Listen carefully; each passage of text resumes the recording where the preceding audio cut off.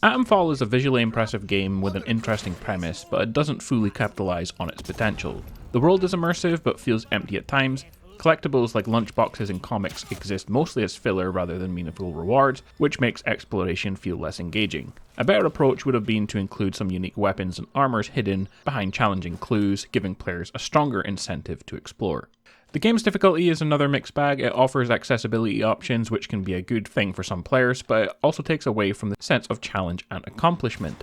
Games like Elden Ring thrive because they're tough but rewarding, encouraging players to work together to uncover secrets. Atomfall tries to balance difficulty and accessibility, but in doing so it doesn't fully commit to either approach.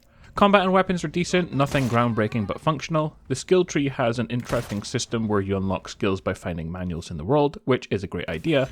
However, the multi-copies of the same manual exist, making it feel less rewarding when you find them. There's also manuals you can get from specific dialogue choices in Quest, which is great, but then you can also barter for the same ones from random traders, making the choice feel less meaningful. Speaking of bartering, this is actually one of the game's highlights. Instead of using money, you trade items, which adds a unique survival feel.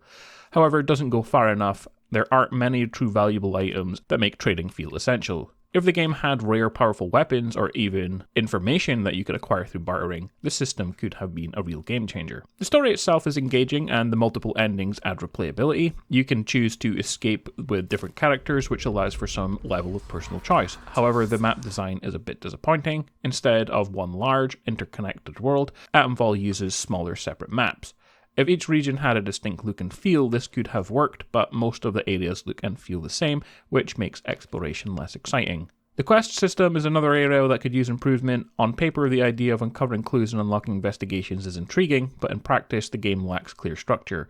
It's often hard to tell which quests are main missions and which are side content, making progress feel a little messy. I think the developers would have liked the game to feel more like Elden Ring in its quest mystery, but while Elden Ring had only a handful of major rewarding questline, Atomfall bombards you with notes and clues that make everything feel cluttered rather than mysterious. That being said, one of the game's stronger aspects is its characters. NPCs are well written and unique, and would have loved to have seen more interactions with them.